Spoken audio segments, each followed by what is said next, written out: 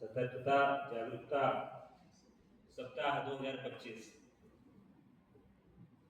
2025 के कार्यक्रम में आए हुए समस्त देवियों, सज्जनों और प्यारे बच्चों, आपको डॉक्टर पंकज कुमार का नमस्कार।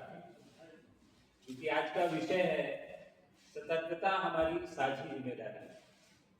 तो इस विषय पे कुछ कहने से पहले मुझे एक पुरानी फिल्म थी नया दौर, दिलीप कुमार साहब की, साहिर लुधियानवी साहब का एक गीत है कि साझी हाथ बढ़ाना, साझी हाथ बढ़ाना, एक अकेला थक जाए तो मिलकर बोझ उठाना, साझी हाथ बढ़ाना।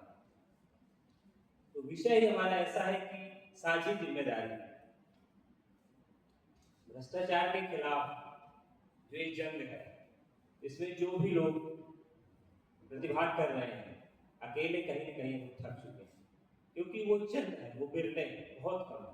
क्योंकि इतना बड़ा देश है हमारा, 140 करोड़ की आबादी है और पिछले 78 सालों से, देश की आज़ादी के 78 सालों से हम इससे जंग लड़ रहे हैं और ये जंग शायद जारी रहेगी।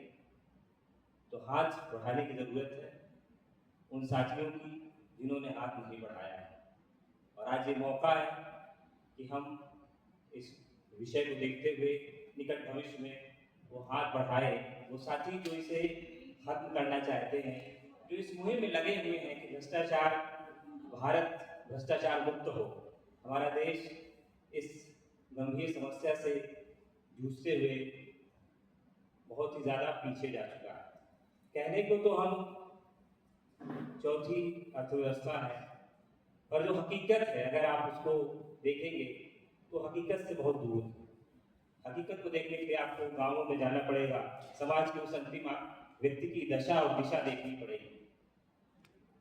क्योंकि जब हम बात करते हैं सतर्कता की, तो अक्सर आपने देखा होगा कि हम प्रदेश स्तर पे, राष्ट्रीय स्तर पे राजनीतिक पार्टियों को, हमारे माननीयों को अपशब्द कहते हैं।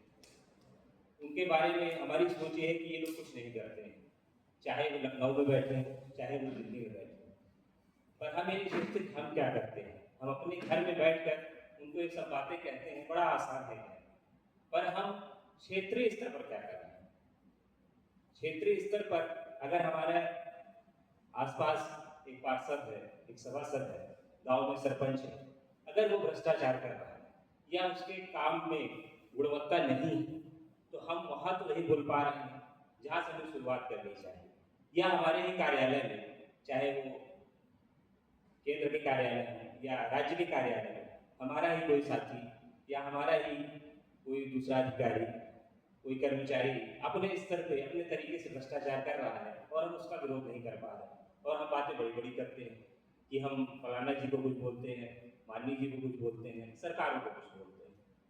तो समझना ये है, मानना ये है, जानना ये है कि हमें एक निम्न स्तर से, जो हमारा बेस है, क्षेत्रीय स्तर से, अपने ही कार्यालय से, अपने ही घर से, अपने ही मोहल्ले से, अपने ही परिवार से, अपने ही समाज से, अपने ही मुख्यालय से, अपने ही ब्लॉक स्तर से शुरुआत करनी है, फिर अपने जनपद स्तर पे।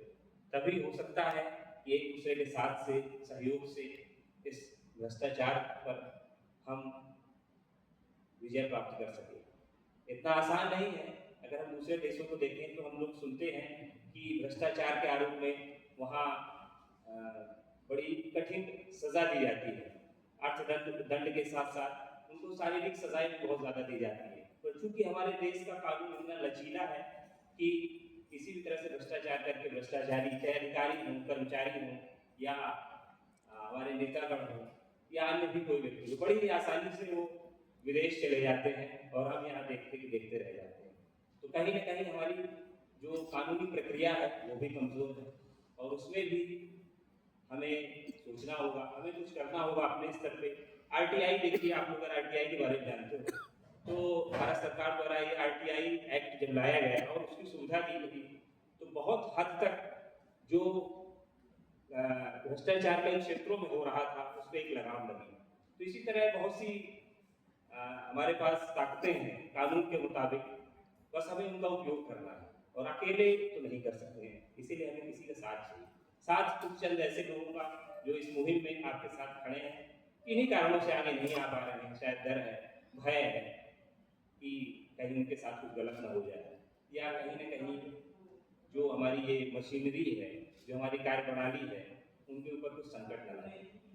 तो क्योंकि विषय ये है हमारी साझा जिम्मेदारी, तो इस जिम्मेदारी को मानने के लिए हमें संयुक्त रूप से प्रयास करना चाहिए।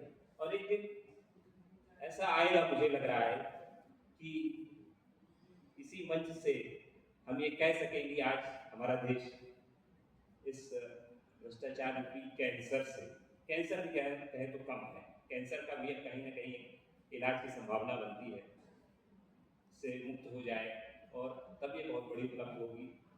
तभी हम विश्व गुरु के सही मायने में पहुँचेंगे, तभी हम महाशक्ति के सही मायने में पहुँचेंगे। अगर हम दूसरे देशों से तुलना करें तो उन मुकाबले में हम भ्रष्टाचार में बहुत आगे हैं। ये कड़वी हकीकत है, इसे हमें मानना होगा, कहीं नहीं। और उस हकीकत को स्वीकार करते हुए एक भारत के सच्चे नागरिक का कर्तव्य निभाते हुए हमें घर से, परिवार से, समाज से मिलके और सभी लोगों से मिलके जनमानस, समस्त जनमानस को लेके इसको दूर करने का प्रयास करना होगा। और निश्चित है दूर किया भी जा सकता है, कमियां सभी के अंदर हैं, उन कमियों को हम देखते हुए, उनको आगे लाते हुए और ऐसे प्रयास करें, नवाचार करें कि इस कुप्रथा से, इस अव्यवस्था से हम बाहर आ सकें। बहुत बहुत धन्यवाद।